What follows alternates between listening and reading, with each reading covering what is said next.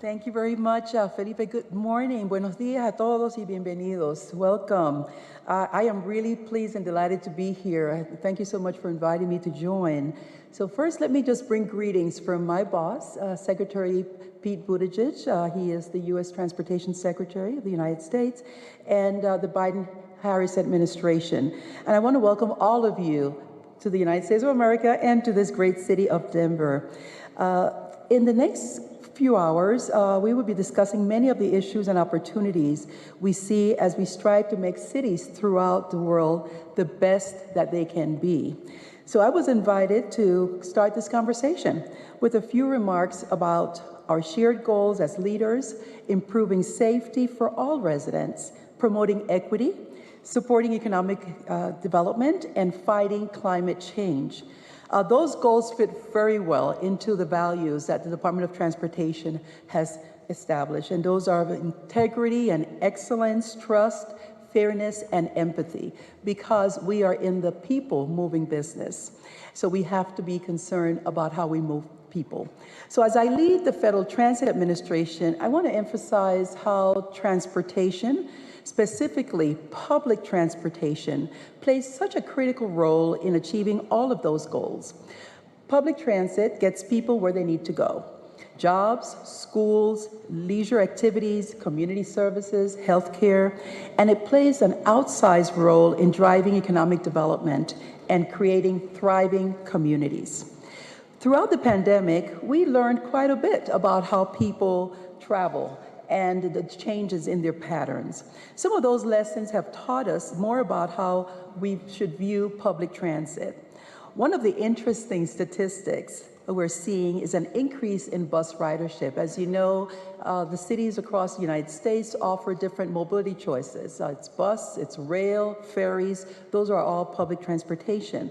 So the bus ridership has increased over the weekend in some cities, and ridership rates exceed, in some instances, the pre-pandemic levels. This shift shows us that transit is truly a connector to life activities that not only bring economic benefits to people, but also are important to their joy of connecting to others.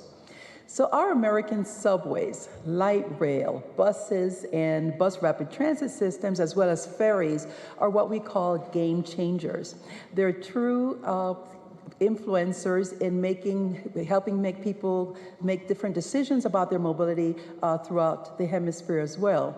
You know, as Felipe noted, I grew up in Panama. We had private bus companies at the time, and any individual could buy a bus, get a license, and become a transit provider. So they confine their services to those corridors that will generate the most profit, often ignoring communities where individuals did not have a choice, did not have an automobile for mobility, and were left behind from the opportunities that jobs and other areas offered. In the United States, our transit agencies are not driven by profit margin. They're focused primarily on improving connections in their communities. They know how important it is for people who live in those communities to be able to get the jobs. And once they get the job, to be able to keep the job, because there's always going to be a public transit system that will get them there. So coming to America and riding public transit in the first city that I lived in when I came to college, which was Peoria, Illinois, was quite eye-opening. The buses all looked identical, and they ran on schedule. They did not typically break down. The drivers wore uniforms. There was a fare and a fare box, and I did not have to haggle with the conductor over what the fare should be. I saw the ways in which good public transportation improves the quality of life of people, providing a true public service, moving more people through the communities to critical jobs and also to other social activities. So that said, I must admit that it can be hard to get around in the United States without a car. There are some states that were built very car-centric, like California, which I left 2 years ago. After World War II, for the first time, our population moved to suburbs. That exchanging the dense, walkable communities for cul-de-sacs and miles apart of asphalt. Similarly, The massive size of our nation and the advance of flight has had its impact on inner city rail. Our nation moved from one based on transit and trains to single occupancy vehicles and airlines. We love our airlines, but we also recognize that for commuting, it's always important to have good transportation, and that is surface transportation. So in the process, we set the stage for many of the problems of this century: worsening the air quality, global warming, and growing inequities in how people live and where they choose or where they have no option but to live. In many places in America, people who do not drive or do not own a car endure long bus rides, and with multiple connections, what we call the super commuters, when it takes you 90 minutes just to get from your home to your job or to other destinations. Yet some of the most thriving areas where communities have rebounded and increased population density and walkability have transit systems that are the glue. Just look at how successful transit systems have built better cities, attracting people and economic development to downtowns. In Washington, D.C., we can credit the subway for reinvigorating forgotten or even blighted neighborhoods. Where I work at the U.S. Department of Transportation, the headquarters is a prime example. We are in the Navy Yard area. There is a Washington Metropolitan Area Transit Authority, also known as WMATA or Metro, that has a station right across the street from our offices. And the development that occurred after that building went up is outstanding. Now, a waterfront that was neglected right adjacent to our headquarters building, it was polluted and dangerous, is the site of top restaurants, thousands of units of housing, a new waterfront district, and 2 major sport teams. According to the local business improvement district, adding 10 subway stops to the Green Line will generate $3.6 billion in tax revenues for the District of Columbia over the next 20 years. The Green Line, which is the line that comes to the US DOT headquarters, is the strongest growth corridor for young professionals, attracting 1 of every 2 new households under age 35 in the city since 2010. Between 2010 and 2016, the number of jobs along the Green Line corridor grew by 50%, with high-wage sectors representing the majority of the growth. And the same report analyzed current and planned construction around the Navy Yard station and declared the station one of the Green Line's biggest magnets for new households and development in a decade. Here's another example. Los Angeles is getting a head start on being the host city for the 2028 Olympics and Paralympic Games, going above and beyond the IOC's sustainability guidelines for host cities. LA community leaders are calling for car-free games, with spectators able to get there using transit, walking, or biking to every event. Los Angeles County Metropolitan Transportation Authority has been doing its part with the assistance of the Federal Transit Administration and US DOT to expand its subway and light rail systems, with the city pledging more bike lanes and bike sharing programs across the region. So even here where we sit today, the city of Denver has transformed itself from a city propelled by cars to a multimodal mecca. Gone are the days where you have to drive in traffic to catch a flight at Denver International Airport. A new commuter rail line can get you to the airport from the renovated historic Denver Union Station in just 35 minutes. And I do hope some of you were able to experience that trip this week. And if not, maybe on your way back to the airport as you plan your departure.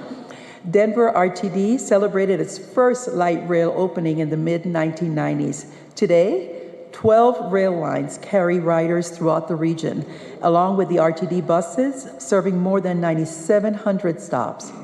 So speaking of buses, Denver is about to inaugurate a new project that will bring the benefits of bus rapid transit to the city, a benefit that many of you have already experienced in your own countries.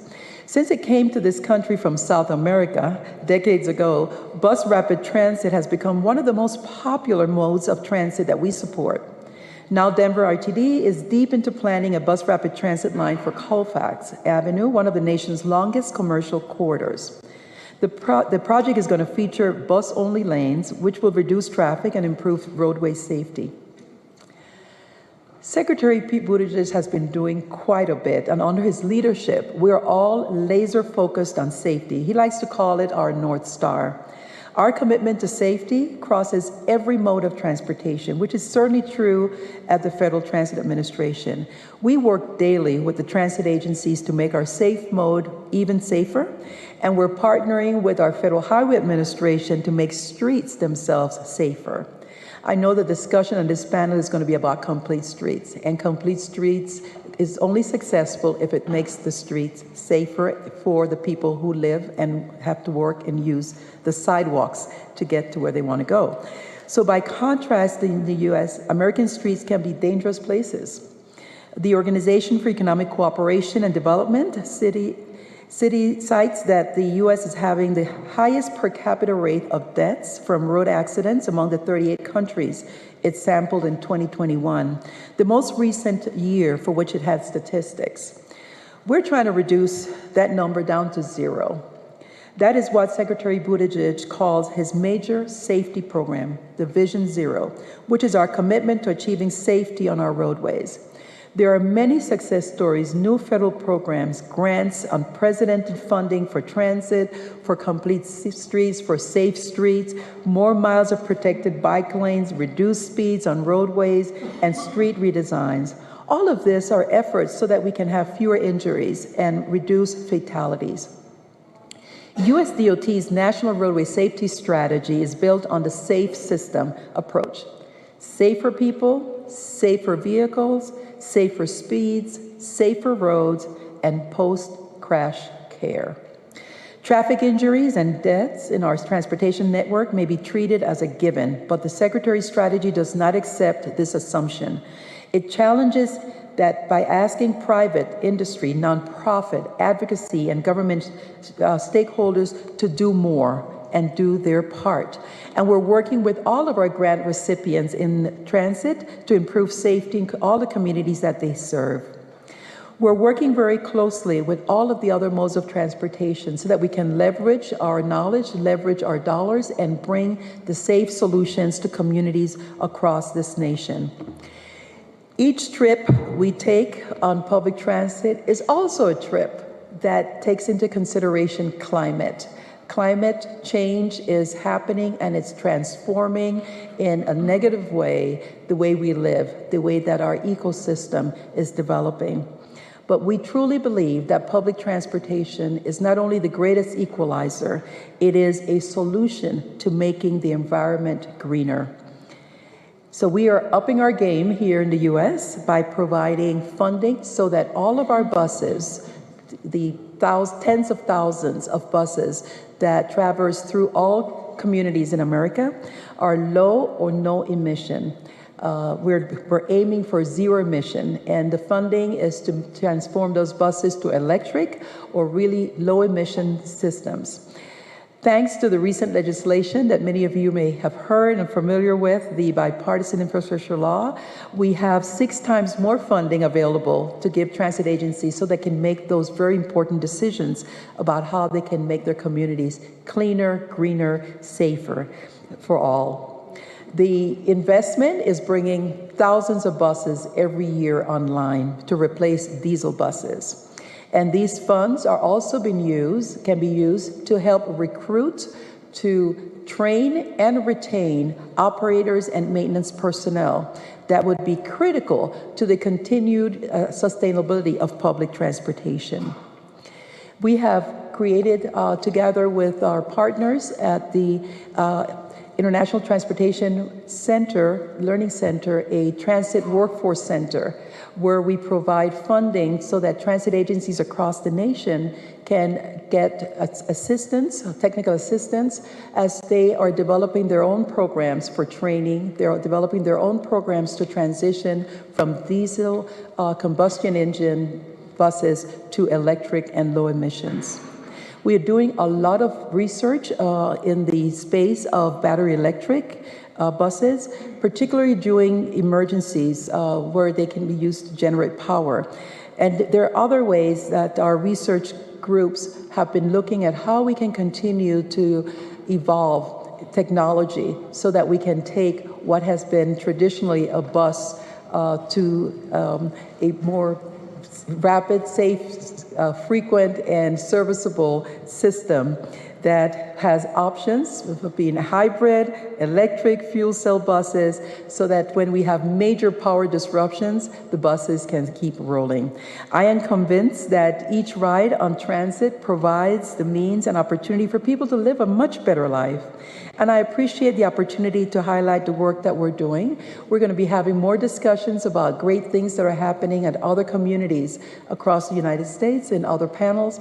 But again, once again, thank you so very much for inviting me to join you this morning. I know we're all very anxious to listen to the panelists and to have a very successful summit.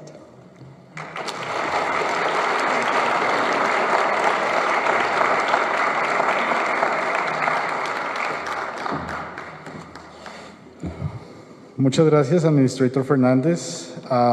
Thank you for setting up the pace for this conversation that we're going to have now, and thank you for highlighting the importance of sustainable transportation, which is actually what I think is going to be more and more, we will repeat more and more during this conversation. Let me start presenting our panel today. I would like to introduce the Mayor of Bogotá, Claudia Lopez. Claudia started her mandate on the 1st of January 2020.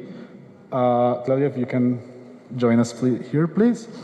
Claudia started her mandate on the 1st of January 2020 for a 4-year term.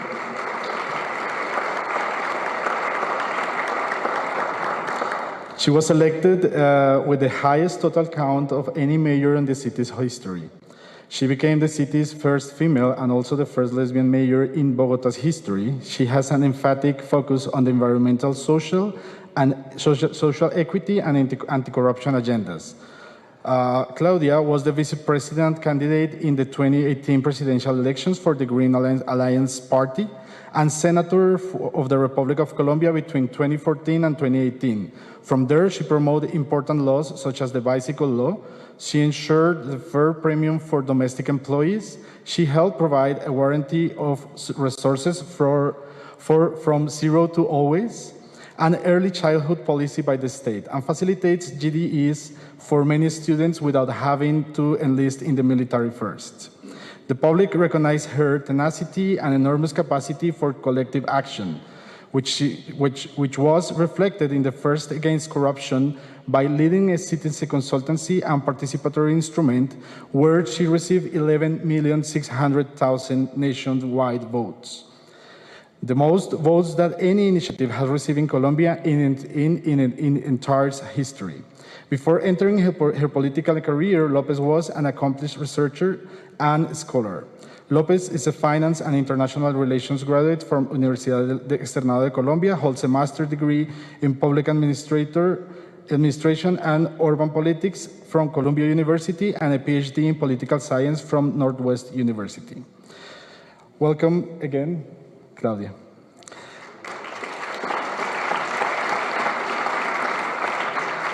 Our next panelist is the mayor of the Mexico City. Please, Claudia Sheinbaum.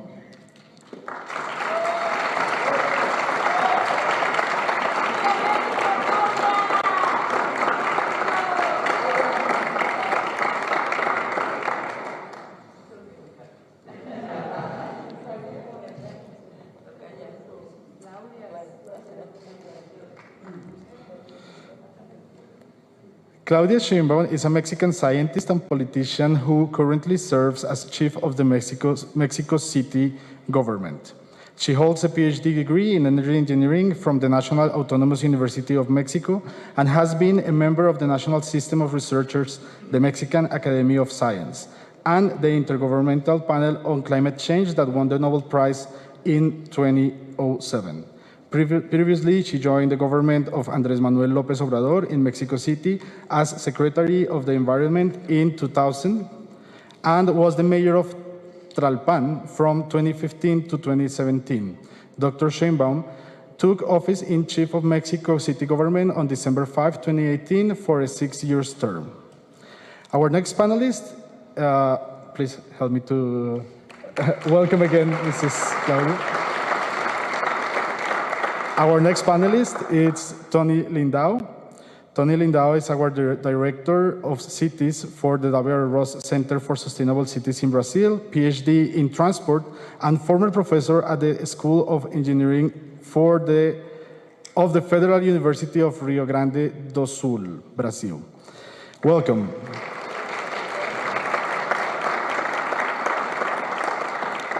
Next panelist is Marcela Laiz, who is the Deputy Director of Regulation, Enforcement, and Management for Secretary of Traffic on the Ministry of Transport in Brazil. Master in Economics from the Catholic University of Brasilia, Specialist in Economics and Finance, Graduate in Economics from the University of Brasilia, Coordinator of the Thematic Chamber for Management and Coordination of the Brazilian National Plan for Reducing Traffic Deaths and Injuries of the National Traffic Council.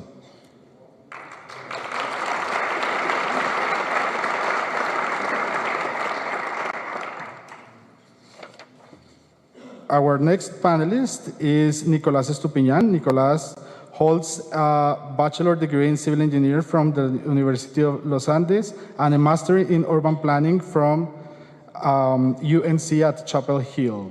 During his career, he has worked enhancing the urban agenda, fostering sustainable mobility, poverty reduction, and fighting climate change. He has served in the public sector in Colombia at the National Planning Department as Mass Transit Coordinator, as Transport Vice Minister, and more recently as Secretary of Mobility of Bogota between 2020 and 2022. He worked for the World Bank as junior professional in Washington, D.C., and currently is the Infrastructure Director for CAF, Development Bank of Latin America. He has published several papers on urban transport affordability and urban form affecting travel patterns. He serves for 2 committees at the Transport Research Board, and in 2021, he was selected as one of the 21 heroes of sustainable transport by the Global TUMI Initiative.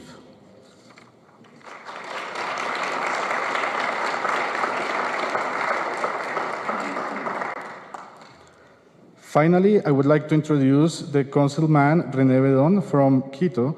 René Bedón, Metropolitan Councilor of Quito with a PhD in Environment from the Complutense University of Madrid and a doctorate in Jurisprudence from the Pontificia Universidad Católica del Ecuador.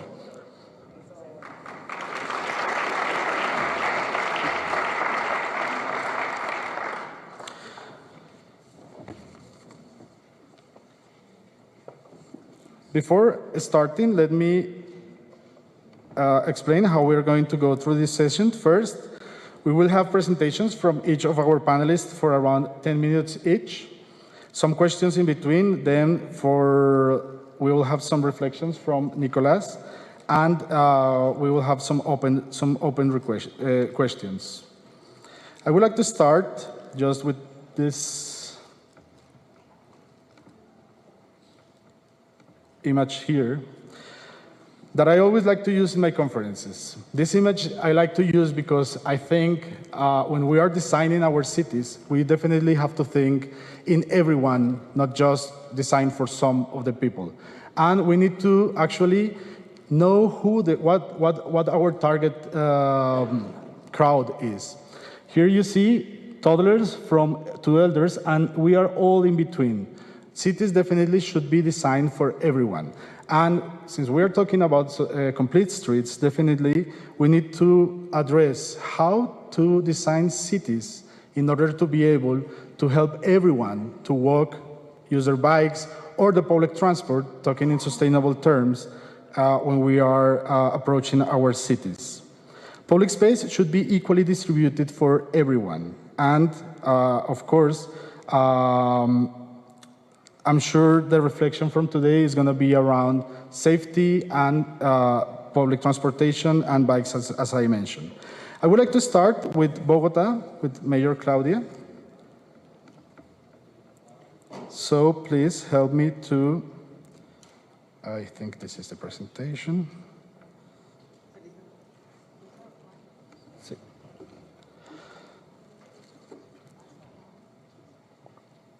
I would like to start with Claudia, my former boss. That's not the reason, ¿eh? Bueno, si me lo permiten y con el mayor respeto por toda la audiencia, preferiría hablar en español. Es un gusto, de verdad, estar en este panel con todos los colegas de Brasil, de Colombia, de Ecuador y, por supuesto, nuestra colega alcaldesa de México. De verdad es un placer estar en esta cumbre donde este tema, diría yo, es el que más va a influenciar en este siglo la calidad de nuestras ciudades. Tener calles abiertas, tener calles para la gente, tener calles para caminar, tener calles seguras, tener calles verdes, tener calles donde tenemos múltiples ofertas de modos de transporte limpio, inclusivo, es posiblemente la característica más importante que tenemos que hacer para nuestras ciudades. El rey de las calles del siglo XX fue el vehículo. El rey de las calles del siglo XXI debe ser el ciudadano, la ciudadana, la familia, el verde, la seguridad. Esas son las calles que tenemos que construir y que transformar en este siglo, creo yo. Y esa es la experiencia que estamos tratando de tener en Bogotá. Bogotá, para quienes la conocen o quienes todavía están por ir a conocerla, es una ciudad grande, una ciudad de 8 millones de habitantes, es la capital de Colombia, es parte de una región metropolitana de 10 millones de habitantes, es una ciudad vibrante, maravillosa, diversa, que produce como región metropolitana casi 1/3 del Producto Interno Bruto de Colombia. Así nos movemos en Bogotá. El 7% de los viajes diarios de Bogotá se hacen en bicicleta. Bogotá está construyendo hoy su primera línea de metro. Vamos adelante, somos la capital mundial de la bicicleta, pero realmente vamos muy retrasados en tener un sistema de transporte público multimodal. Apenas estamos construyendo nuestra primera línea de metro. Nuestra primera línea de metro va a cargar el mismo número de viajes que cargan hoy las bicicletas. Tiene 700 kilómetros de ciclorrutas segregadas, seguras, demarcadas, para que el ciclista no tenga que competir con los carros en la vía. El 25%, todos somos ciudadanos que caminan. Ese es el principal modo de movilidad de la humanidad, sus piernas. Y el espacio para los peatones no es, sin embargo, el mejor. Es tal vez el que más tenemos que mejorar. El 25% de los viajes diarios en Bogotá se hacen caminando. El 31% se hacen en transporte público, el 6% en diferentes medios de movilidad distintos a las bicicletas, en motos, por ejemplo, el 4% en taxi y el 14% en vehículo particular. Entonces, quiero empezar por decir que solo el 14% de los viajes se hacen en bicicleta, solo el 20% de los bogotanos tienen un carro en propiedad, pero el 80% del espacio público de movilidad lo ocupan los carros y las motos.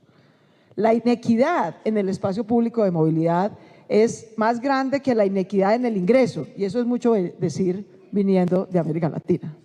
La inequidad en el espacio público de movilidad es mucho mayor. El 80% del espacio está dedicado solamente al 20% de los propietarios y solamente al 14% de los viajes. Entonces, hacer calles completas es cambiar eso.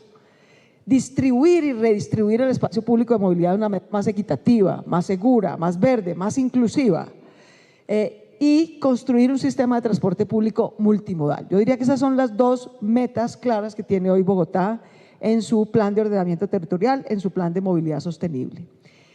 Y necesitamos hacer eso a una escala local, y cuando digo local no me refiero a la ciudad, me refiero más al barrio, al conjunto de barrios de Bogotá. Bogotá, precisamente porque no tiene una red de metro, porque no tiene un sistema de transporte público multimodal suficiente, es una ciudad de 1:30 en promedio.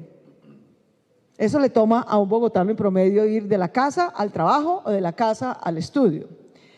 Mi buen amigo Carlos Moreno, un colombiano maravilloso que trabaja con nuestra amiga Anne Hidalgo en París, está promoviendo el movimiento de las ciudades de 15 minutos para tener ciudades más próximas, más seguras, con una comunidad más vibrante, más cercana a los hogares, más verde. Le digo yo a Carlos, bueno, no vamos a lograr en Bogotá llegar de la 1:30 a los 15 minutos, pero el propósito del plan de ordenamiento territorial, el plan de acción climática y el plan de movilidad es que Bogotá en los próximos 15 años pase a ser una ciudad de 30 minutos. Y lo vamos a lograr A escala local, ese es nuestro propósito. A escala urbana y metropolitana es tener un sistema multimodal de transporte que conecte a la ciudad de Bogotá con su área metropolitana. A diferencia de lo que ocurre en Estados Unidos, donde la mayoría de la población vive en suburbios y el centro urbano de la ciudad no es el más poblado, en nuestras ciudades en América Latina ocurre lo contrario, por lo menos en Bogotá es así. La mayoría de la Bogotá es una ciudad densa, muy densa, maravillosamente densa, y una población vive en las afueras de la ciudad, pero el grueso de la población está dentro de la ciudad. 8 millones dentro, 2 millones afuera, para tener una población, una idea. Entonces, en todo caso, darle oferta de transporte público multimodal al que viene y sale de la ciudad es también crucial. ¿Cómo lo vamos a hacer? Haciendo dos cosas que no son un problema de ingeniería, no son un problema de transporte y no es un problema de movilidad, es una decisión política. Y es cómo tomamos el 80% del espacio que está ocupado por carros y motos, que contaminan y congestionan, al otro 80% de los viajes y de ciudad, y lo redistribuimos para privilegiar al peatón, a los modos alternativos de transporte como la bicicleta y al transporte público multimodal y limpio. Hay que poner a los vehículos y a las motos en sus justas proporciones en el espacio público de la movilidad. Eso es construir calles completas y dar alternativas.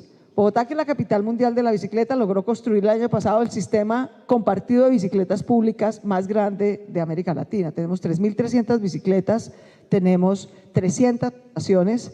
Esa alianza que hicimos con Tembici para construir ese sistema de bicicletas públicas, creía que iba a llegar a 500.000 de viajes en bicicletas en un año. Llegó a 500.000 de viajes en bicicletas en 5 meses. Y el número de viajes en bicicleta subió, ya va en 880.000 viajes diarios. De manera tal que esto es una norma del transporte. A lo que usted le dé espacio de calidad seguro, va a crecer. Si usted le da infraestructura de calidad y segura a la bicicleta, ese modo de viaje va a crecer. Si usted le da cicloalamedas, si usted le da andenes, alamedas, plazas, espacios públicos seguros, bien diseñados, verdes y atractivos a los peatones, los van a usar. Si usted le da transporte público multimodal, metro, más BRT, más bicicletas, más cables. Bogotá es una ciudad rodeada por montañas maravillosas. La gente lo va a usar. Tenemos que tomar la decisión política de redistribuir ese 80% del espacio que está ocupado por carros y motos quemando gasolina. En el caso de las motos, yo quisiera hacer esa diferenciación en Bogotá y en Colombia en general. Sin la moto y sin el celular, los campesinos de Colombia estarían en el siglo XIX. De manera que ese ha sido un vehículo de inclusión del mundo rural o semirural cerca a las ciudades. Pero en las ciudades donde tenemos transporte público o donde lo estamos construyendo y lo vamos a fortalecer con una gran inversión de los impuestos de nuestros ciudadanos, incentivar más el transporte privado en moto o en carro y no el transporte público limpio y multimodal es realmente pegarnos un tiro al pie. De manera que hay que hacer esa distinción un poco en términos de política pública. ¿Cuál es el propósito de Bogotá? Estamos construyendo la primera línea del metro, estamos sacando a licitación este año la segunda línea del metro, tenemos que construir en los próximos 15 años 5 en total. Pasamos de tener calles y avenidas para los carros a determinar por norma ambiental, por norma de ordenamiento del territorio y por norma de movilidad que Bogotá en adelante solo construirá corredores verdes, no avenidas grises. Las avenidas grises son la historia del siglo XX, los corredores verdes es la historia del siglo XXI. Y un corredor verde es simple y sencillamente incrementar el espacio para el arbolado y la jardinería, diseñar a partir del agua y la conexión ecosistémica de nuestras ciudades. Nosotros somos tal vez los más notorios habitantes de nuestras ciudades, pero no los únicos habitantes de nuestras ciudades. La flora, la fauna, las aves, los polinizadores no necesitan metro, no necesitan BRT, no necesitan bicicletas, necesitan que urbanicemos la ciudad decida con los árboles y el arbolado urbano y el diseño urbano que necesitan ellos para poder polinizar y mantener nuestro planeta. Ese diseño ecosistémico es lo primero que hace un corredor verde que sea verde. Lo segundo, como digo yo en Colombia, no se trata de pintar de verde las aceras para que sea un corredor verde, es redistribuir el espacio, pero para las conexiones ecosistémicas. Segundo, para el peatón. Tercero, para los modos alternativos de transporte, como la bicicleta, limpios completamente, con espacio seguro y segregado. Cuarto, con transporte público 100% eléctrico. Uno de los orgullos de Bogotá, claramente no es el metro, que apenas lo estamos haciendo, sí son las bicicletas, y lo segundo es que, gracias a los impuestos de los bogotanos, Bogotá tiene hoy la flota de transporte de buses eléctricos más grande de cualquier ciudad fuera de China. Con los impuestos de los bogotanos hemos comprado 1.485 buses eléctricos que hoy ruedan en Bogotá, reemplazando buses de diésel y buses de gasolina. Y vamos a seguir haciendo ese esfuerzo. Pero no solo eso, decidimos no depender de concesiones privadas exclusivamente para el transporte público y creamos nuestro operador público de transporte.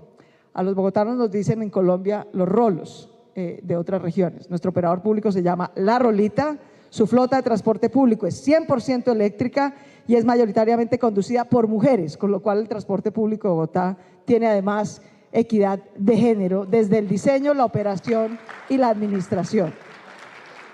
Entonces, un corredor verde es verde porque tiene diseño ecosistémico, porque redistribuye el espacio en favor del peatón, en favor del transporte alternativo como las bicicletas y en favor del transporte público eléctrico y limpio. No es ni siquiera bajas emisiones, no, eléctrico y limpio. En unos corredores habrá Regiotram, tren ligero, en otros habrá metro pesado de mayor capacidad de más de 50.000 pasajeros hora sentido y en otros habrá BRT, buses. En eso Bogotá, ayer que compartía con el alcalde de Curitiba, un colega maravilloso, de Curitiba viene el BRT que usa Bogotá, pero claro, Curitiba tiene 3 millones de habitantes, Bogotá tiene 10. Es una ciudad grande que lo usa, pero que no puede depender solamente de ellos. Y aspiramos a hacer, esta es la séptima en Bogotá, para quienes no la conocen, la carrera séptima es como nuestra vía más emblemática, que atraviesa la ciudad de norte a sur. Es una vía histórica que usaban desde los indígenas muiscas en nuestra sabana de Bogotá y sigue siendo hoy. Y nuestra principal fue correr una calle marginal de la ciudad y hacer un piloto de una callecita chiquita de barrio para un corredor verde. No, cogimos la principal avenida de la ciudad, la que tiene 22 kilómetros desde el norte de la ciudad hasta el centro para hacer el primer corredor verde de Bogotá. Porque si se puede en la séptima, se va a poder en cualquier calle de Bogotá. Y estamos redistribuyendo el espacio para que tenga estaciones con paneles eléctricos, con diseño ecosistémico. Los buses verdes que ustedes ven en el centro es nuestro BRT con carril exclusivo, con buses eléctricos, para que en el caso de la séptima, más de la mitad de los viajes se hacen en transporte público. Por eso le estamos dando prioridad en el espacio al transporte público eléctrico. También a lo largo de todo el recorrido, como ustedes ven, estamos deliberadamente incrementando el espacio para sembrar más árboles, más jardines, para diseñar con base en las correntías de agua y de los diferentes polinizadores. Hay andenes uniformes, ¿no? Uniformes de mínimo 230, que se ensanchan en 16 plazas que va a tener el corredor a lo largo de los 22 kilómetros, y hay ciclorruta permanente en ambos costados, en ambos sentidos, norte-sur, sur-norte, a lo largo de todo el corredor. Eso es un corredor verde, sale a licitación este año y el plan de ordenamiento territorial prevé que Bogotá en los próximos 15 años debe hacer 22 corredores verdes de mediana y alta capacidad. Esto implica redistribuir, sí, los carros ocupaban en la séptima la mitad del espacio y solo hacen el 20% de los viajes. En el rediseño de la séptima, los carros van a pasar del 50 al 25% del espacio y esperamos, como le digo yo a mucha de la gente que usa carro, y con eso quiero terminar para no abusar del tiempo. Mucha de la gente que usa carro en Bogotá no es solamente un problema de movilidad, sino un problema de poder. Es la gente que tiene más ingreso, más vocería y más representación. Como ustedes se imaginarán, es una batalla política dura redistribuir ese espacio. Y yo le digo a mis ciudadanos, ustedes son el 20% de la ciudad, los ciudadanos con mejor posibilidades en esta ciudad. Su sueño es tener un carro, último modelo, con chofer. Bueno, eso es la Rolita, queridos. Es un carro eléctrico, último modelo, con conductora. Úsenla, úsenla. Estamos invirtiendo los impuestos de nuestros ciudadanos para tener ese tipo de transporte público y esa calidad de transporte público. El corredor verde séptima además conectará con la red y la cicloalameda más larga que va a tener Bogotá, de 22 kilómetros de extensión, exclusiva para peatones y bicicletas que conecta a los ciudadanos del norte con los ciudadanos del sur y complementa otra red de cicloalamedas y ciclorrutas. Construir calles completas, calles para la gente, calles inclusivas, calles seguras para las mujeres y niños. Si las niñas y mujeres podemos estar seguras en una calle, todo el mundo puede estar seguro en una calle, para que no lo agredan, no lo violenten, pero también para que no muera cruzando una calle, cosa que es inadmisible en este mundo. Eso es tener calles completas, es tener ciudades verdes y seguras, y esa es la Bogotá que estamos construyendo. Muchas gracias.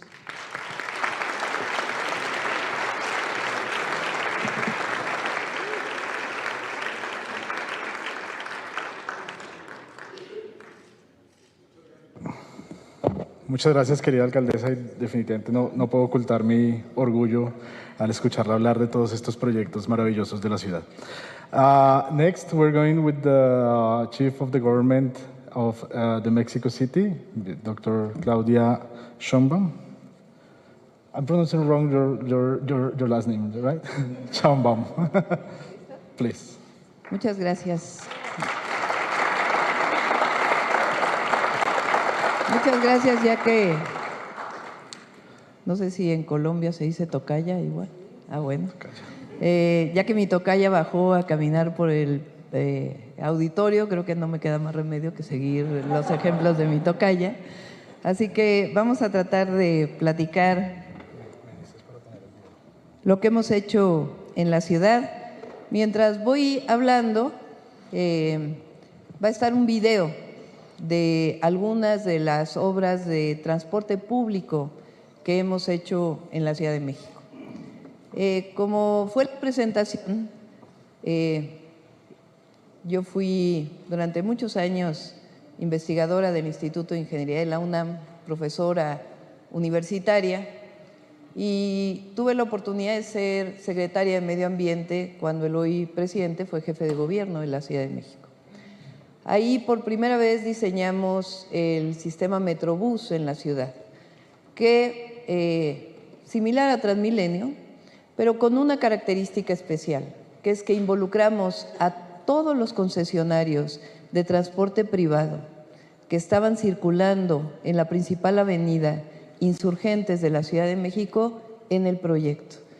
Es decir, yo concibo que el transporte público, que los medios de transporte que hacen que el 70% de los habitantes de la ciudad se muevan, no solamente tiene que ser concebido como un sistema de reducción de emisiones de gases de efecto invernadero, de reducción de contaminantes ambientales, sino sobre todo proyectos de justicia social. Si el transporte, las calles, si la forma en que nos movemos en las ciudades no son proyectos de justicia social, entonces se reducen exclusivamente al objetivo de reducir emisiones. Y como hablamos de desarrollo sustentable, nunca se nos debe olvidar los tres pilares. Por supuesto, el desarrollo económico, que no el crecimiento, que es otra cosa. Por supuesto, la disminución de desigualdades y la erradicación de la pobreza, y siempre las mejoras ambientales. Con estas tres visiones es que hemos desarrollado el proyecto de transporte público en la Ciudad de México. Lo que decidimos es hacer un programa de transporte que se traduce en esta tarjeta, que es la tarjeta de movilidad integrada y sustentable. ¿Qué tiene que ver esta tarjeta? Es una tarjeta con la que ahora todo el transporte público que opera el gobierno de la ciudad puede entrar un usuario. Y estamos avanzando para que hoy el 30% del transporte concesionado la utilice y queremos terminar el gobierno para que todo el transporte público utilice esta tarjeta. ¿Por qué esta tarjeta? Primero, porque representa una visión integral del transporte público en la ciudad y una visión integral de lo que representa una ciudad, pero también porque esto ordena el transporte público a diferencia de los sistemas de hombre-camión que tenemos en la ciudad y en muchas ciudades de América Latina.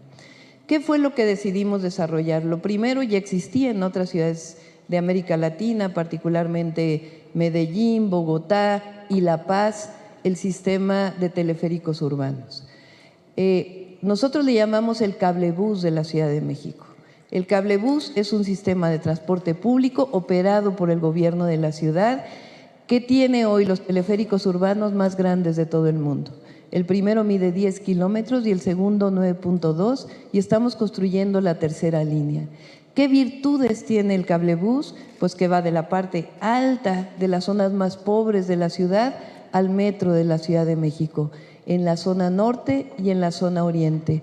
Hoy circulan alrededor de 220,000 pasajeros en el sistema de transporte cablebús y esperemos llegar a 300,000 pasajeros al día con el sistema cablebús. Como decimos nosotros, si el mejor transporte va para el que menos tiene, entonces reducimos desigualdades. Si el mejor transporte va al que más tiene, lo único que hacemos es profundizar las desigualdades. Entonces, nuestro objetivo es llevar el transporte público digno ahí donde históricamente no se había llevado. Así que el sistema cablebús tiene estas dos características: disminuye emisiones, disminuye tiempos de traslado, pero además le da calidad de vida a aquellos que históricamente no se les había visto. El segundo modelo de transporte que desarrollamos, y este sí es único en el mundo, se llama el trolebús elevado. Nosotros también hemos hecho un sistema muy agresivo de electromovilidad para el transporte público. Pero a diferencia de los buses, lo que nosotros decidimos fue adquirir trolebuses. ¿Qué característica tienen los nuevos trolebuses? Primero, tienen 70 kilómetros de autonomía, de tal manera que pueden funcionar sin catenarias, pero tienen una característica especial: tienen una vida de alrededor de 40 o 50 años. De tal manera que la inversión que se hace ahora se va a volver a hacer en 40 o 50 años y no en 10 años como los buses eléctricos. Esta forma de movilidad tiene una característica especial además. La empresa más antigua de transporte público de la Ciudad de México es el sistema de transporte eléctrico. Prácticamente habían desaparecido los trolebuses en la ciudad y nosotros decidimos regresarle a la ciudad sus trolebuses. Hoy tenemos 385 trolebuses, vamos a llegar a 500 trolebuses, pero en particular tenemos una línea de trolebús que es algo muy especial. Son 8 kilómetros de segundos pisos, con 11 estaciones que van en la alcaldía, porque sabrán ustedes que la Ciudad de México está dividida en 16 alcaldías que circulan en la alcaldía más poblada de la Ciudad de México, la alcaldía que está en el oriente de la ciudad y que no tenía un transporte masivo. Decidimos en la avenida central, ampliando además áreas verdes, construir un segundo piso. Ese segundo piso solamente opera con trolebuses. Hoy circulan 120,000 personas. Por ahí no sé si lo pueden ver en el video, a ver si puede estar. En el video ustedes pueden ver el trolebús elevado que tiene la tarjeta de movilidad integrada, es decir, se entra de forma moderna. Las estaciones son como estaciones del metro, pero cuesta la inversión 10% de lo que cuesta un metro y mueve o puede llegar a mover hasta 200,000 pasajeros al día. Este sistema de transporte, el presidente lo vio y decidió ampliarlo hacia el Estado de México, que es la zona conurbada de la Ciudad de México, de tal manera que va a transportar pues prácticamente 300,000 pasajeros diarios y se conecta con el metro de la Ciudad de México. De igual forma decidimos ampliar el sistema de BRTs de la ciudad. Lo hicimos también para poder ampliar el Metrobús en la zona oriente de la ciudad, de nuevo en la zona donde vive la gente con menores recursos económicos. Parte de los graves problemas de las ciudades de América Latina y creo que de todo el continente es que crecieron no solamente con una desigualdad económica, una desigualdad social, sino una desigualdad territorial. Y la única manera de disminuir las desigualdades territoriales es invirtiendo donde históricamente no se había invertido. Ahí en donde no había parques, estamos construyendo parques. Ahí en donde no había lagos, estamos construyendo lagos. Ahí en donde no había transporte público masivo, estamos construyendo transporte público masivo. El trolebús elevado, el cablebús y la nueva línea de Metrobús. Y hemos ampliado las líneas de Metrobús no construyendo nuevas, sino ampliado, para que podamos hacer un verdadero sistema de transporte integrado. De tal manera que una persona que viene de la zona alta de la ciudad pueda bajar en trolebús, entra al metro de la Ciudad de México, después puede moverse en Metrobús o en el sistema de renta de bicicletas de la ciudad, que también puede ser utilizado con esta tarjeta.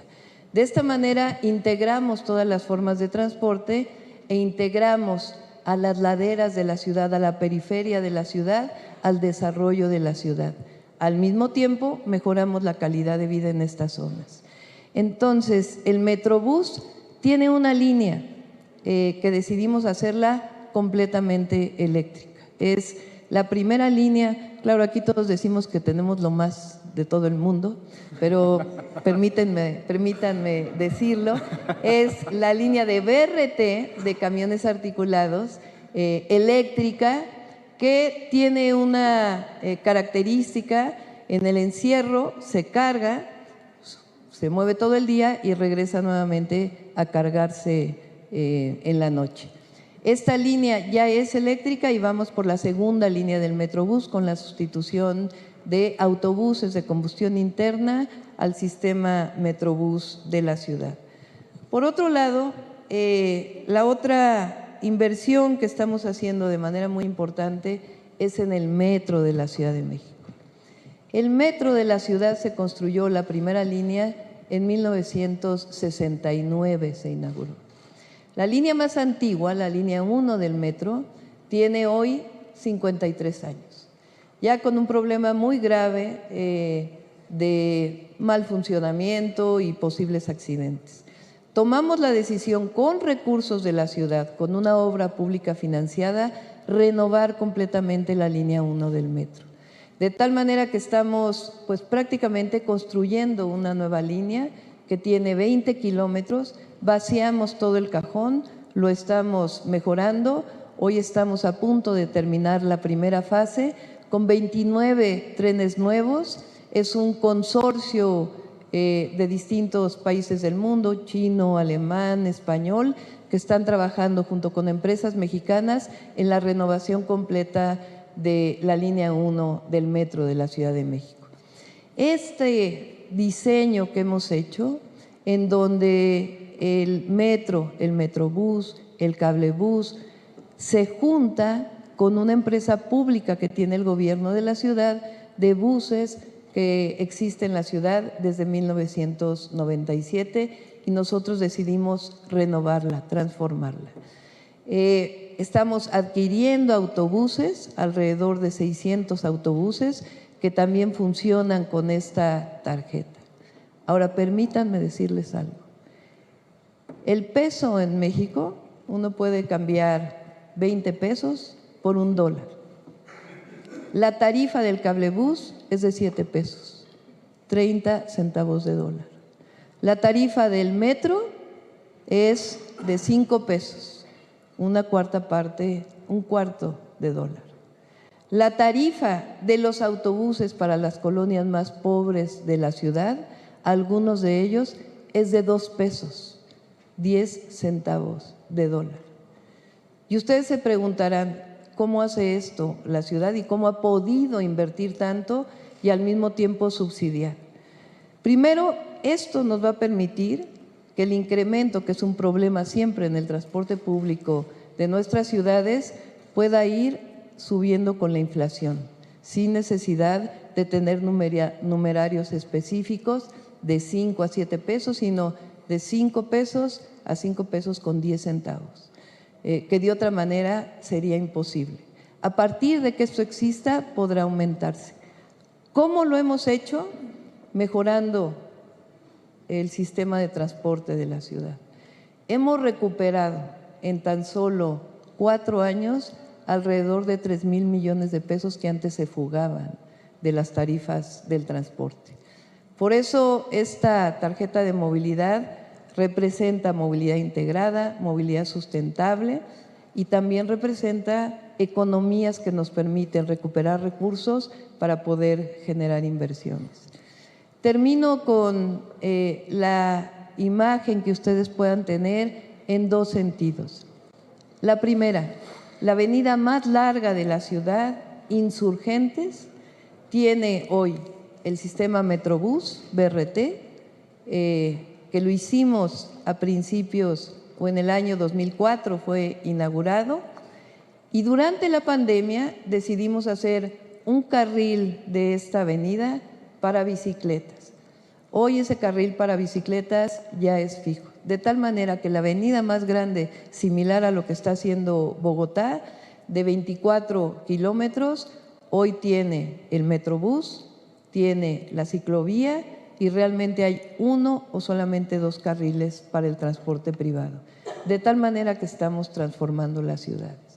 Y finalmente, algo que parece muy menor, pero que ha transformado la vida, particularmente de las comunidades también de menos recursos económicos de la ciudad.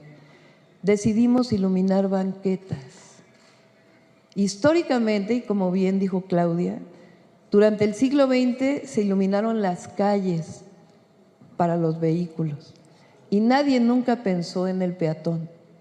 Nosotros hemos aumentado prácticamente la iluminación en toda la ciudad al doble sin consumir más energía porque las lámparas son eficientes, pero con una característica: iluminamos banquetas y al mismo tiempo generamos murales de arte público en las calles de la ciudad.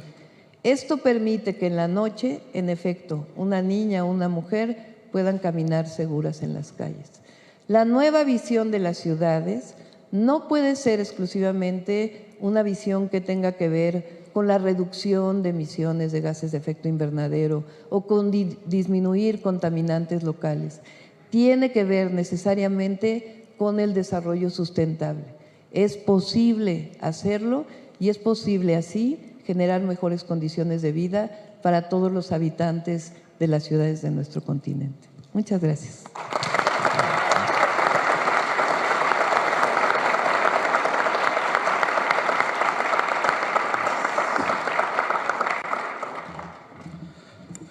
Muchísimas gracias a la jefe de gobierno de la Ciudad de México. Definitivamente Ciudad de México es una ciudad maravillosa en todo sentido. Since we are speaking more Spanish than English, I will change for a little bit to Spanish here. Aprovechando y sabiendo que vamos a estar de pronto un poco cortos de tiempo al final con las presentaciones que siguen, quiero hacer simplemente una pequeña pregunta a las dos alcaldesas que tenemos en el panel, alcaldesas Claudias. Y yo sé que esta pregunta podría derivar para una conversación de un debate de varias horas, pero quisiera que en muy poco tiempo nos ayudaran, porque creo que nadie mejor que ustedes para poder explicarnos cómo se logra realmente en una ciudad que coexistan la opinión de las comunidades, la visión política y la visión técnica de todas aquellas personas que están trabajando por estos proyectos para que salgan adelante. Porque no necesariamente estas tres cosas coinciden. Muchas veces lo que las comunidades quieren es una cosa, muchas veces lo que la política de alguna forma está derivando en las ciudades es otra, y muchas veces lo que el resultado técnico muestra también puede estar un poco no alineado. Entonces, ¿cómo se logra en sus ciudades y cómo en estos proyectos tan maravillosos que nos han mostrado de estos avances que se han tenido, cómo se logra hacer para que estas tres cosas realmente estén alineadas? En 2 minutos, por favor, cada una.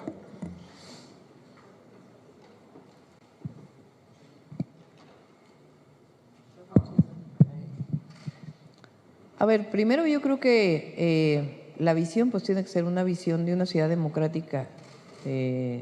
Nada puede imponerse por la vía de la fuerza.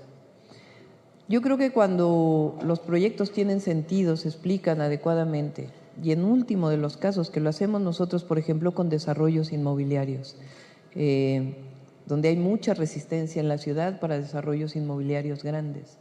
Hemos generado una condición de consulta pública, de tal manera que la gente decida a partir de un acuerdo con los desarrolladores si quiere que haya el desarrollo o no quiere que haya el desarrollo, o que haya un desarrollo distinto al que fue planteado originalmente. En particular, lo que hemos hecho cuando la gente se da cuenta que representa mejoras en la calidad de vida, no hemos tenido problemas graves de personas que estén en contra. Pero siempre, siempre hay que ponerse en el zapato del ciudadano. Por lo menos esa es la visión que nosotros tenemos en el gobierno de la ciudad, de democracia, de participación, pero los gobernantes nunca podemos alejarnos tanto del ciudadano que pensemos que lo que nosotros pensamos está por encima de todos los demás. Si pensamos como ciudadanos, entonces siempre vamos a tener la posibilidad de desarrollar mejores ciudades. Gracias. Pues yo creo que lo primero es que yo creo que la razón por la que Claudia o yo hemos llegado al gobierno es justamente porque hay unas mayorías ciudadanas que necesitan transporte público de calidad que escogen estos gobiernos, de lo contrario no estaríamos aquí sentadas. Entonces, digamos, ese alineamiento de intereses va por ahí.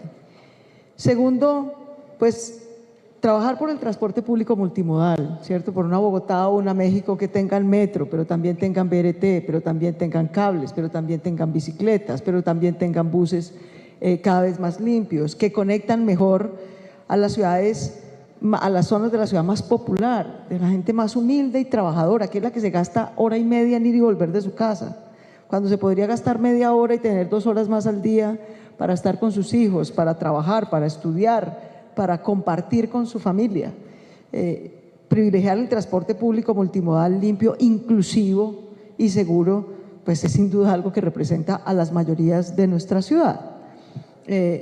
Y a veces pues hay minorías muy representadas, yo estoy segura que en México debe pasar lo mismo, pero también uno tiene que saber que está representando a la mayoría de la ciudad y que puede escuchar, siempre concertando, aún con quienes se sienten afectados, pero también siempre teniendo muy claro que nuestro mandato, como el mandato de cualquier democracia, es escuchar las voces de todos con respeto, escuchar sus intereses, pero siempre representar a la mayoría, sobre todo a la mayoría más humilde de nuestra ciudad.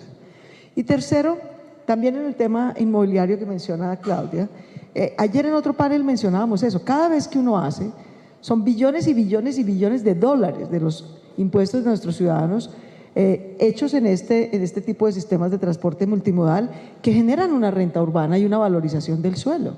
Entonces, ¿quién capta esa valorización del suelo? Los proyectos inmobiliarios son justamente para captar ese valor del suelo que genera una inversión pública. Si no los hiciéramos, y eso es lo que hay que explicarle a los ciudadanos, si no hacemos esos desarrollos inmobiliarios, es la renta privada la que va a captar el mayor valor del suelo y lo va a destinar a usos más rentables, no necesariamente a vivienda de interés social en el centro o a zonas comerciales más inclusivas de pequeños negocios. Pero también mi experiencia es, adicional a lo que ha dicho Claudia, no solamente de explicar los proyectos inmobiliarios alrededor del transporte para capturar renta urbana, para hacer vivienda para las personas jóvenes, para las familias de clase media. Ha sido muy importante, esa fue una decisión del Plan de Ordenamiento Territorial. La gente se resiste al desarrollo inmobiliario alrededor del transporte porque creen que lo van a expulsar, que renovación urbana quiere decir que llega el metro, se valoriza el suelo, me compran a mí mi vivienda lo que estaba y me expulsan del centro de la ciudad donde yo vivía y me mandan a una zona más periférica.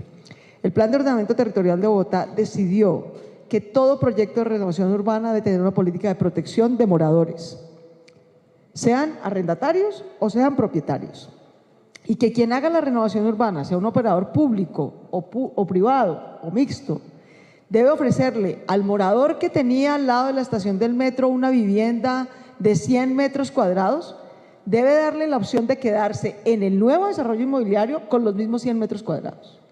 Porque lo que ocurría en el pasado es que le dicen, no, yo le compro sus 100 metros cuadrados. Y con lo que le dan, no le alcanza sino para 10 metros cuadrados del nuevo desarrollo. O para los 50 en un extramuro de la ciudad. Entonces, la revitalización urbana de Bogotá alrededor del transporte, por norma vigente por 15 años, no solamente en mi gobierno, le ofrecerá a los moradores de la ciudad donde se hacen los proyectos de renovación urbana que la misma área que tienen hoy la van a seguir teniendo en la ciudad donde viven, solo que mejorada. Y claro, podremos desarrollar más altura, además de darle, sume los metros cuadrados que tiene alguien hoy. Entonces hoy tienen, no sé, 3.000 metros cuadrados de área en un uso, residencial usualmente o comercios de pequeño negocio. Se mantendrán esos 3.000 metros cuadrados y aprovecharemos en altura y en reverdecimiento otros adicionales, pero no expulsando a la gente, sino incluyéndola y protegiéndola. Yo creo que esa política de protección de moradores es crucial para poder tener una concertación con la ciudadanía en estos desarrollos. Muchísimas gracias a las dos. Por favor, acompáñenme con un fuerte aplauso para las dos alcaldesas de Bogotá y Ciudad de México.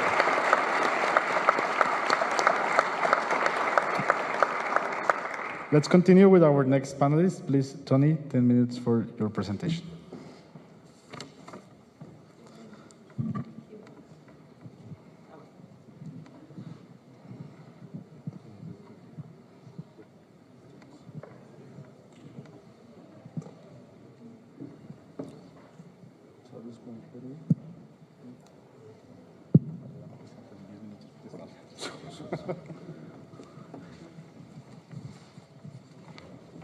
Bueno, desgraciadamente no tengo fluencia para hablar en español.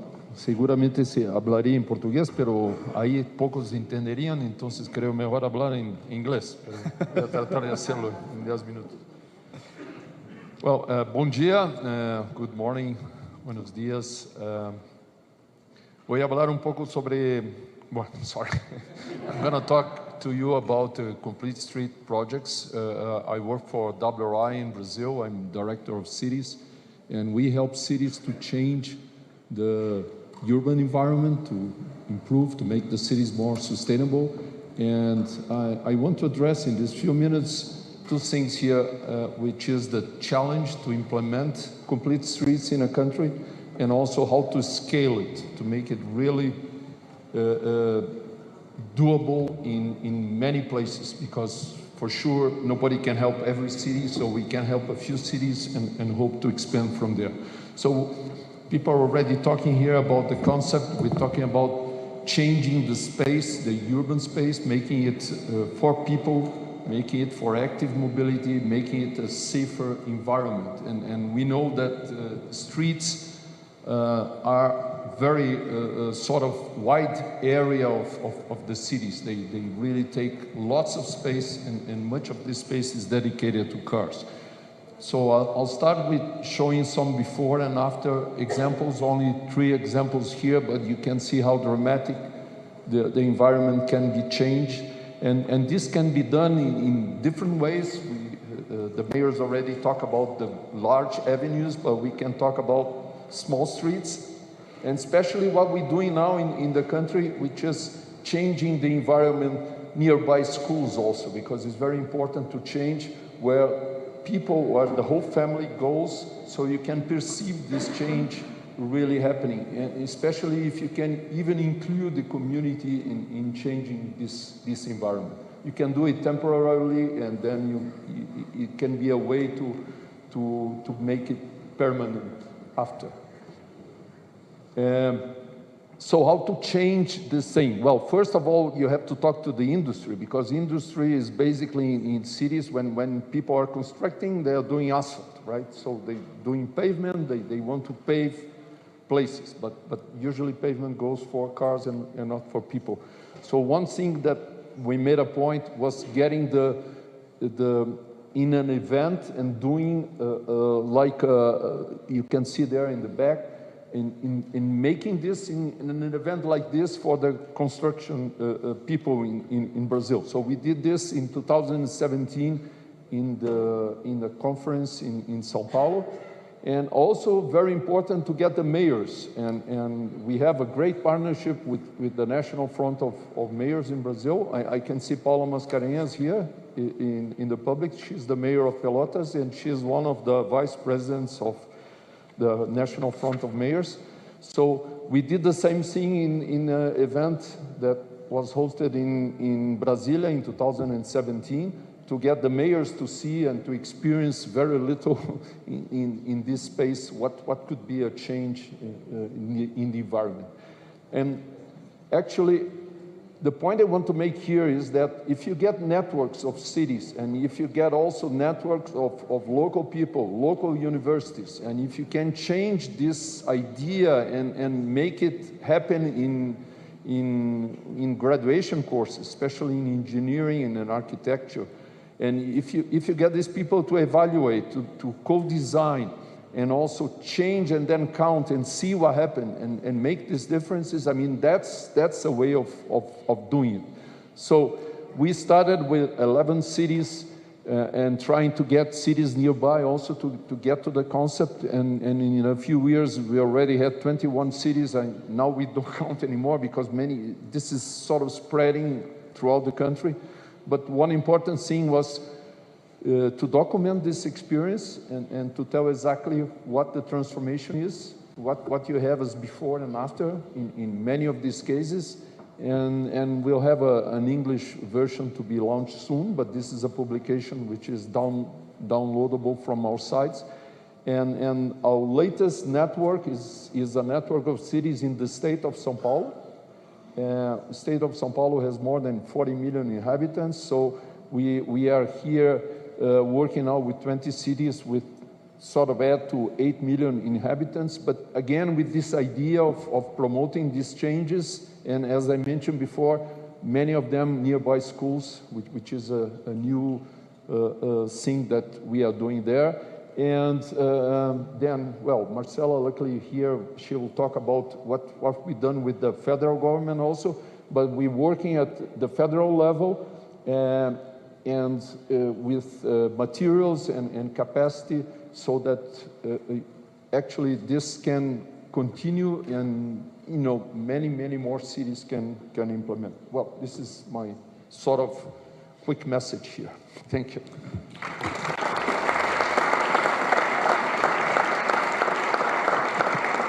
Pasa por acá. No es complete street. Not complete streets. Thank you, Tony. Now we are going to hear from Marcela from Brazil on some specific experiences from the government in Brazil. Let me check. I think this is your presentation. There you go.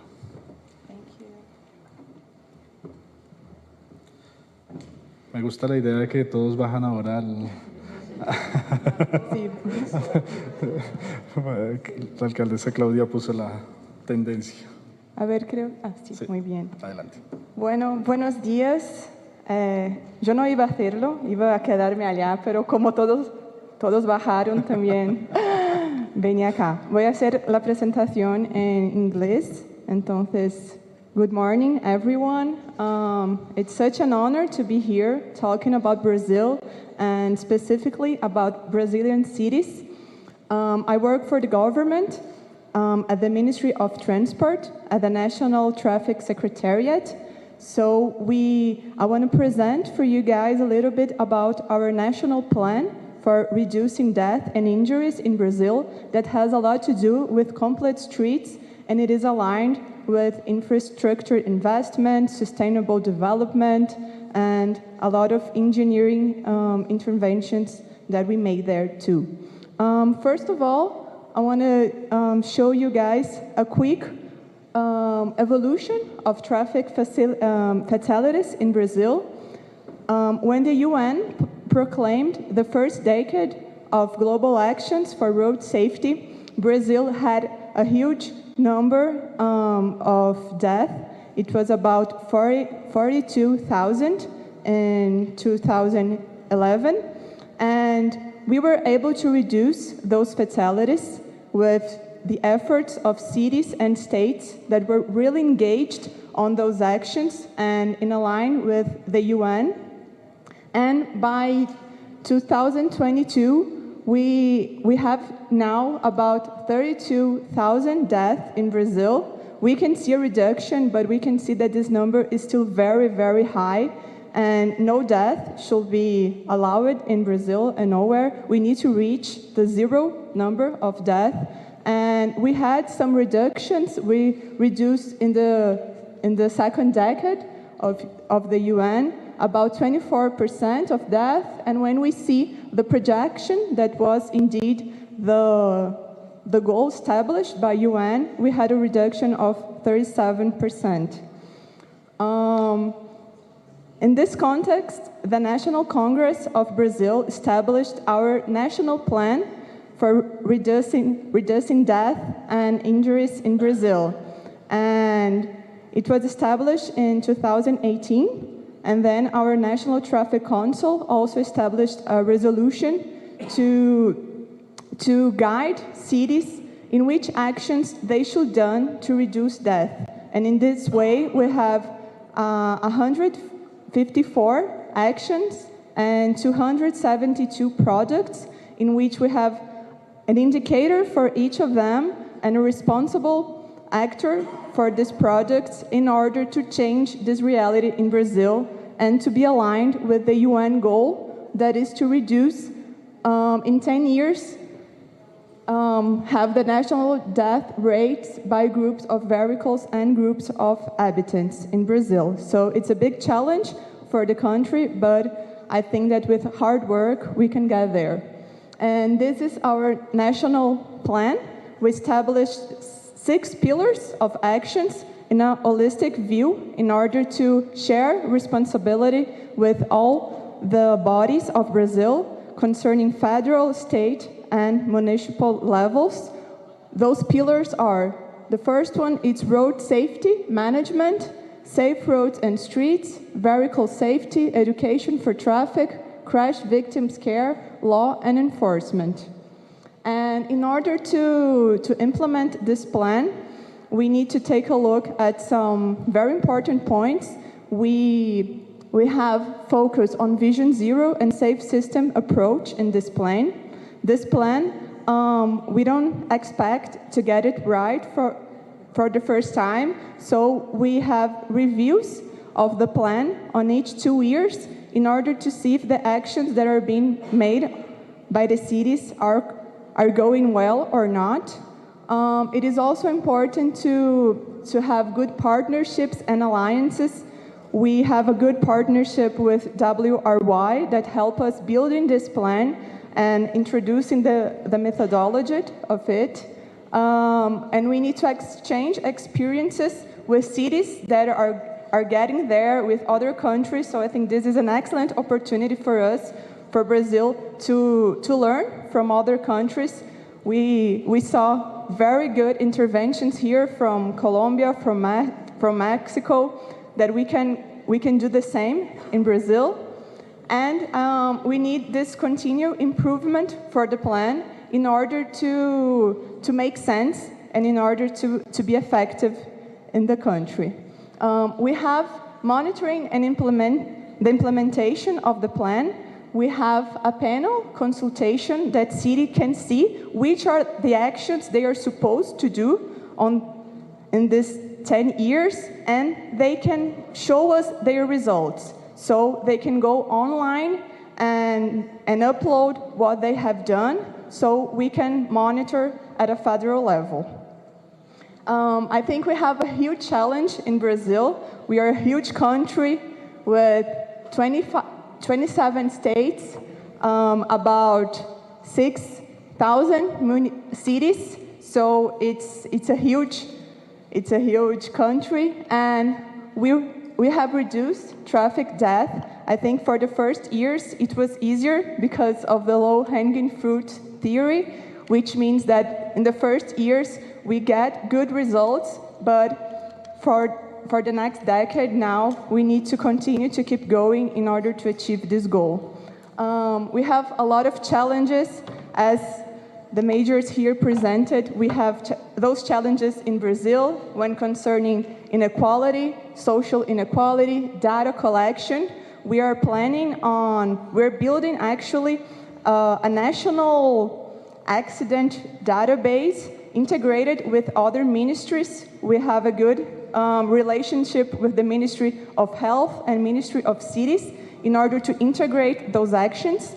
We have also challenges concerning funding, two-wheel drivers, that is the first cause of death in Brazil, capacity building, education, and behavior, that it's a strategic point. I think it's the highlight point here also to train people and to change this mentality in order to change this paradigm where vehicles are in first place and not people. So in this context of complete street, we need to change in order to build safer and healthy cities.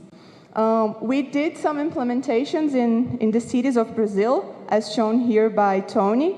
And we have this partnership with WRY. So despite of all those challenges we have in Brazil, we know that we can change cities there. We know that with complete streets and with good engineering intervention, with traffic calming, introductions of those theories and those changes, we can build safer cities. And sometimes we think that we don't have enough money or that we don't have enough capacity, but I think we can do it if we work hard and if we change those concepts. So here are some pictures where we can see that pedestrians and kids have the #1 space here in streets and not only vehicles.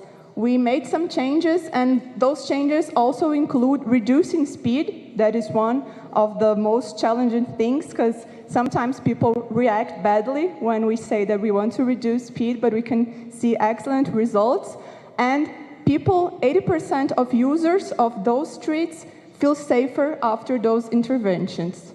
We have a lot of interventions in the south of Brazil, including the reduction of speed. We also have some local actions at São Paulo, where at first we had some concerning problems with merchants and with the owners of some stores that were worried if those interventions would reduce the selling and everything. And then they see that when they change it, even though there's less parking near the stores, people get there much more by walking than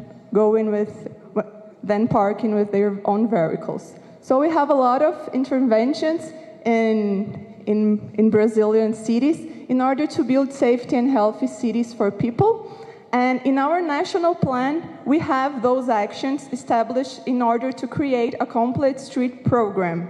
And to do so, we're building a complete street manual that it's going to be launched in October. And we need to change this reality by establishing a goal by 2030 that is the implementation of the Complete Streets program in all Brazilian cities. So that's what we're working on. So we're doing this manual, but then we have the task to train all the authorities and all of people that are going to use those manuals in order to get a good result. So this was a little bit about Brazilian cities and our interventions. So thank you very much.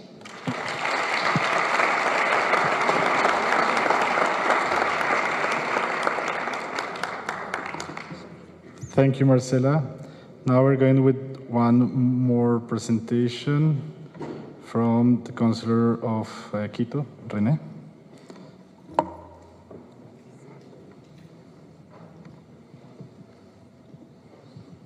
A ver, tocará bajarse como todos se han bajado. Voy a tratar de explicarles un poquito cómo funciona el tema de Quito. Creo que tenemos una conclusión que nos han dicho las alcaldesas tan gráficamente, sobre todo Claudia. Necesitamos calles completas porque si no esto no funciona. El auto como rey dejó de funcionar en el planeta y vamos a tener dificultades en el manejo urbano. Quito tiene varias dificultades respecto a esto.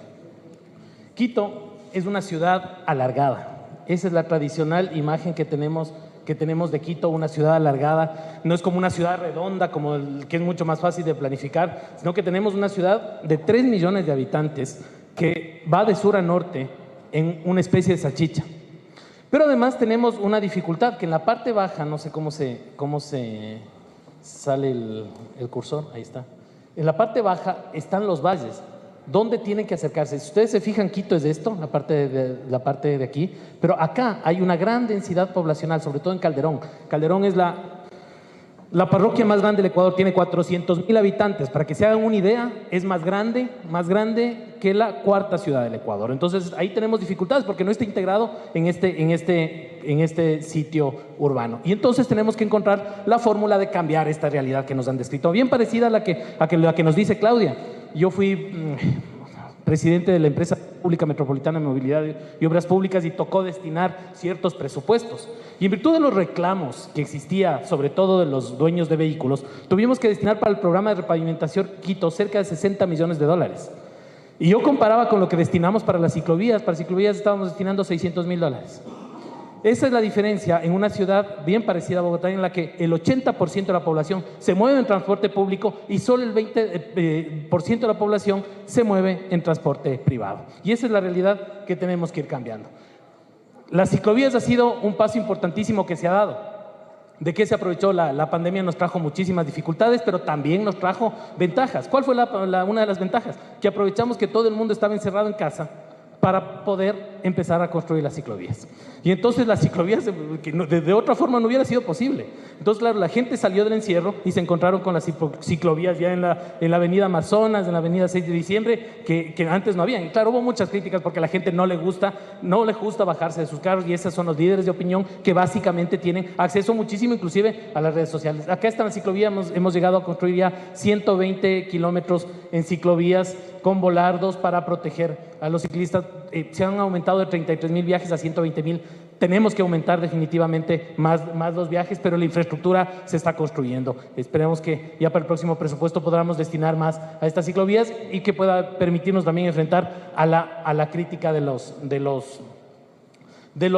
quienes manejan transporte privado. También se ha tratado de generar urbanismo sostenible. Estas intervenciones se han realizado para pacificar ciertas zonas. También hay oposición, ciertamente, de los dueños de vehículos que dicen nos congestionan más cuando lo que deberían generar es intercambiadores para solucionar. Pero este urbanismo táctico nos está permitiendo generar zonas más pacíficas que permiten ser más empatibles y generar calles completas, más compatibles con el peatón, más compatibles con los ciclistas, y naturalmente que deje de ver al rey de la vía, al vehículo público. Se están realizando estas cuestiones.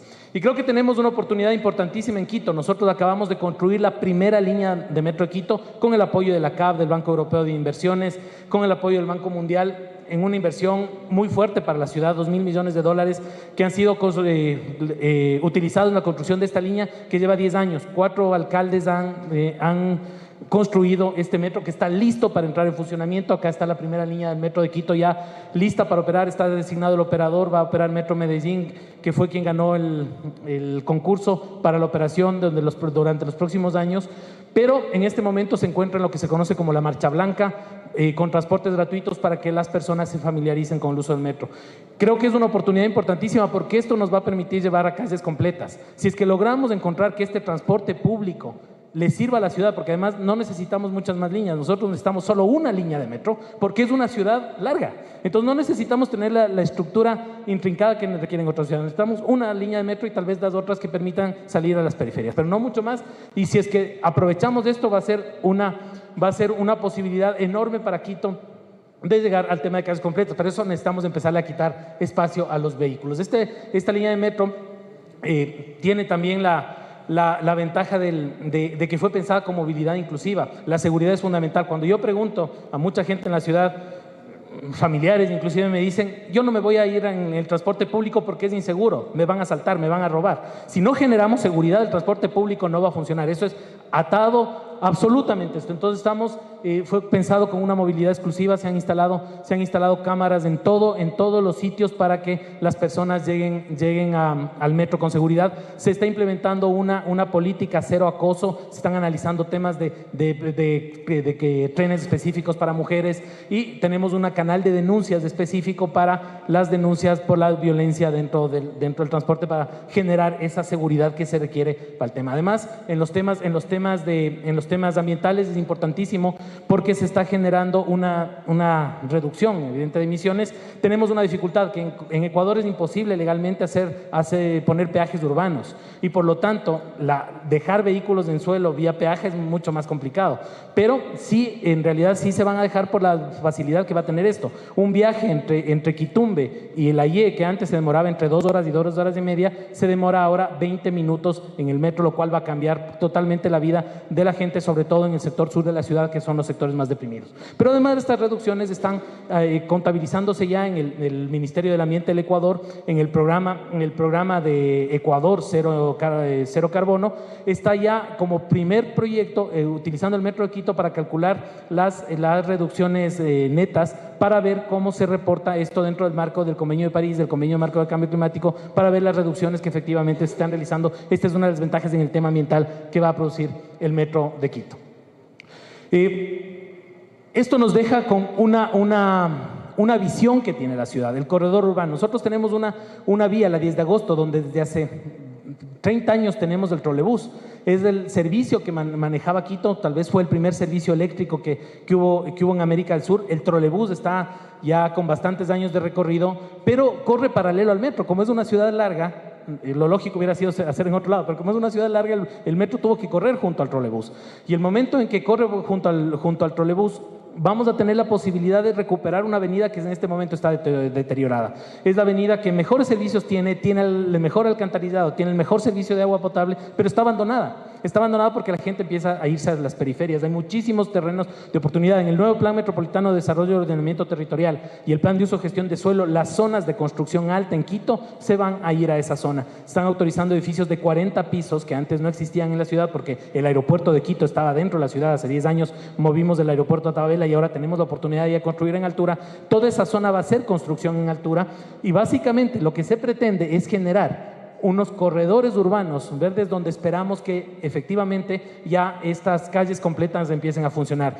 Con espacio de reducción, en este momento tenemos 8 vías para vehículos privados y las 2 vías para el trolebús exclusivas. Lo que esperamos es que máximo exista una vía de ida, una vía de vuelta y se transforme en un gran paseo ecológico para que las personas caminen, estén alentadas a ir a vivir en esos sitios en altura y la movilidad se transforme, vaya alrededor del metro, que creo que es la oportunidad enorme que tiene Quito, y en ese trabajo está arduamente la municipalidad, el Consejo Metropolitano, para lograr que estos objetivos de calles completas vayan a ser realidad. El tema de la participación, ¿cómo se logra? Se generó una ordenanza recientemente en la cual se creó una mesa técnica liderada por uno de los concejales e integrada por 4 miembros de la sociedad civil, especialmente de grupos de peatones y de ciclistas, el secretario de Ambiente, el secretario de Territorio y la Secretaría de Movilidad, con el objeto de que con este órgano multicompetente con varias propuestas se vayan generando las políticas que después tienen que ser adoptadas en el seno del Consejo Metropolitano. Esperamos de esa forma que la ciudad se vaya conectando adecuadamente y cumplir ese objetivo, lograr que efectivamente el carro deje de ser el rey y que las calles completas permitan que el peatón y que el ciclista se apropien del espacio público y en definitiva cumplamos el derecho de la ciudad y se verifique también el cumplimiento de los derechos de la naturaleza que en el Ecuador están a nivel constitucional y podamos tener una calidad de vida mejor todos nosotros de naturaleza. Muchas gracias.